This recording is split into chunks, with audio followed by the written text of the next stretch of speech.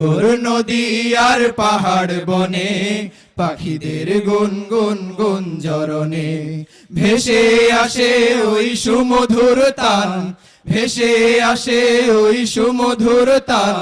চারিদিকে শোনো আল্লাহর জয়গান। আল্লাহ মহান, আল্লাহ মহান, আল্লাহ মহান, আল্লাহ মহান, আল্লাহ মহান, আল্লাহ মহান, আল্লাহ মহান, আল্লাহ মহান। শোনো তুমি মন দিয়ে কোকিলের সুর, শুনতে লাগছে দেখো কত না মধুর।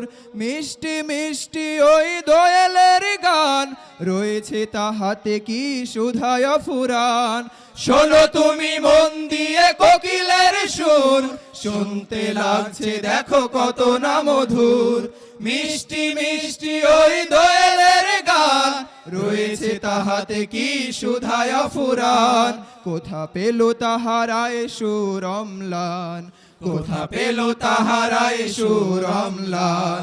জবাব পাবে দিল খোদা মহিয়ান।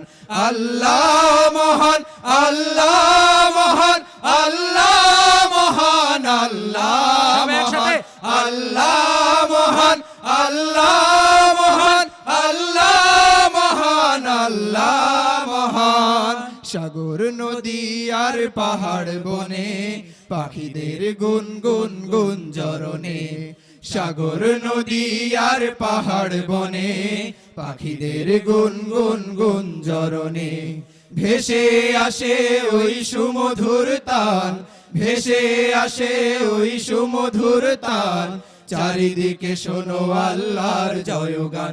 আল্লাহ মহান, আল্লাহ মহান, আল্লাহ মহান, আল্লাহ মহান। সম্মানিত উপস্থিতি, আমরা গভীর শ্রদ্ধার সাথে স্মরণ করছি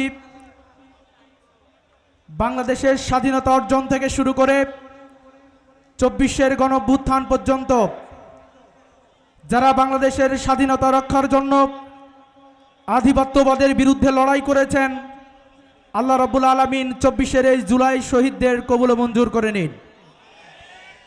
সম্মানিত উপস্থিতি, আপনারা জানেন যদি 5ই আগস্ট অনুষ্ঠিত না হতো তাহলে বাংলাদেশের মানুষ হয়তো আজকে তাদের যেই বাক স্বাধীনতা সেই বাক স্বাধীনতা ফিরে পেত না। আজকে আমাদের এক সপ্তাহ পর যেই বহুল কাঙ্ক্ষিত 12ই ফেব্রুয়ারি নির্বাচন, এই নির্বাচন কেবলমাত্র সম্ভব হয়েছে আমাদের আধিপত্যবাদ বিরোধী যারা মানুষের জিঞ্জিরের সামনে নিজেদেরকে আবদ্ধ রাখেনি, বরঞ্চ যারা বন্ধ এই আবদ্ধ শিকলকে ভেদ করে বাংলাদেশের মানুষের স্বাধীনতার সার্বভৌমত্বের জন্য লড়াই করেছে। আমাদের জুলাই শহীদদের রক্ত ঘাম আর শ্রমের মধ্য দিয়ে এই বাংলাদেশ নতুন সূর্যোদয়ের দিকে এগিয়ে যাচ্ছে। যদি 12 তারিখে সুন্দর সুষ্ঠু একটি ভোট যদি উদ্যাপিত হতে পারে, যদি সুন্দর ভোটের মাধ্যমে বাংলাদেশে গণতান্ত্রিক সরকার আসে, আমরা বিশ্বাস করি সর্বপ্রথম যেই কমিটমেন্ট বাস্তবায়ন করতে হবে এই জুলাই শহীদের পরিবারকে পুনর্বাসিত করতে হবে।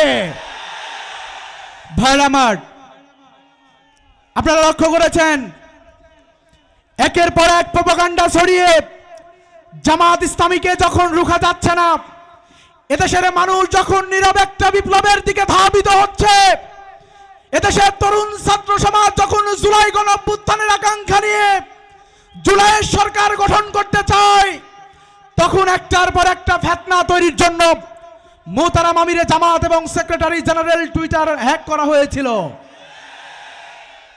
তারা বারবার বলেছিল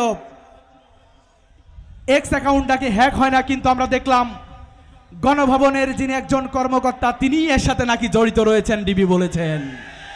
আমরা বলতে চাই কেবলমাত্র দলীয় ষড়যন্ত্র করে জামাত ইসলামীকে, ইসলামী ছাত্র শিবিরকে যখন রোখা যাচ্ছে না, তখন তারা যেই পথ বেছে নিয়েছে এই দেশের সরকারকে দলীয়করণ করার মাধ্যমে আমাদের বিরুদ্ধে নেমে পড়েছে তারা। আপনারা বলছেন দুর্নীতির বিরুদ্ধে আপনারা নাকি সরকার গঠন করবেন। আমরা বলতে চাই যেই দলের সবচেয়ে ভালো মানুষ তাদেরকেই তো নমিনেশন দেওয়া হয়। আপনারা যাদেরকে নমিনেশন দিলেন সারা বাংলাদেশ থেকে বাছাই করে পত্রিকায় রিপোর্ট এসেছে 59.41% আপনাদের যারা প্রতিনিধি আজকে প্রার্থী হয়েছে তারা ঋণ খেলাপিতে আক্রান্ত রয়েছে। ক্ষমতায় না থাকার পরে আওয়ামী লীগের সাথে আঘাত করে তারা ঋণ খেলাপি অর্জন করে ক্ষমতায় আসার সাথে সাথে সারা বাংলাদেশকে লুটে পুড়ে খাবে তারা। আমরা বরেন্দ্র অঞ্চলের মানুষ, আমরা সারা বাংলাদেশের এই সরকার, নতুন সরকারের কাছে আমাদের চাওয়া থাকবে, আমাদের এই অঞ্চলের মানুষ, কৃষি প্রধান অঞ্চলের মানুষ, তারা চায় নিরবিচ্ছিন্ন বিদ্যুৎ। যদি নিরবিচ্ছিন্ন বিদ্যুৎ দেওয়া হয়, যদি পানির সেচ ব্যবস্থা উন্নয়ন করা হয়, আমরা বিশ্বাস করি এই অঞ্চলে যে ফসল উৎপাদন হবে সারা বাংলাদেশের মানুষ খেয়েও শেষ করতে পারবে না। 2001 সালে যখন সরকার গঠন করেছিলেন তখন থেকে কৃষক বান্ধব একটি সরকার হবে বলেছিলেন, কিন্তু সেই কৃষক বান্ধব সরকার আপনারা গঠন করতে পারেননি, বরঞ্চ বিদ্যুৎ দেওয়ার নামে সারা বাংলাদেশে খাম্বা চুরি করেছিলেন, বিদ্যুতের লাইন দেন নাই।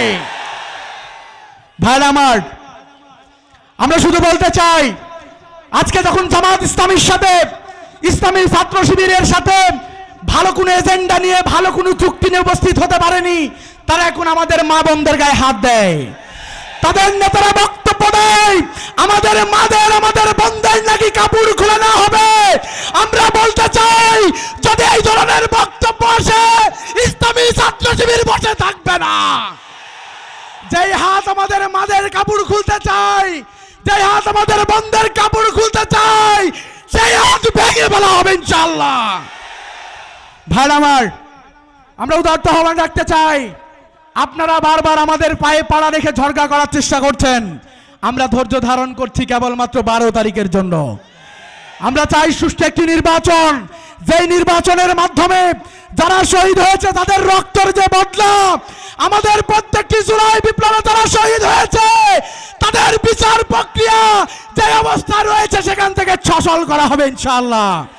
জামাত ইসলামী যদি ক্ষমতায় আসে, শহীদ উসমান হাদি ভাই শাহাদাতের পরে এখন পর্যন্ত খুনিদের গ্রেফতার করা হয়নি, আমরা জামাত ইসলামী ক্ষমতায় আসার মাধ্যমে খুনিদের গ্রেফতার করব। ভাইরা আমার, উদারত আহ্বান রাখতে চাই, ন্যায় বিচার প্রতিষ্ঠার জন্য, ন্যায় এবং ইনসাফের প্রতীকে আগামী 12 তারিখ ভোট দেওয়ার মাধ্যমে এবং হ্যাঁ ভোট দেওয়ার মাধ্যমে বাংলাদেশ থেকে চিরতরে ফ্যাসিবাদকে মুক্ত করা হবে ইনশাআল্লাহ। আসসালামু আলাইকুম ওয়া রাহমাতুল্লাহি ওয়া বারাকাতুহু।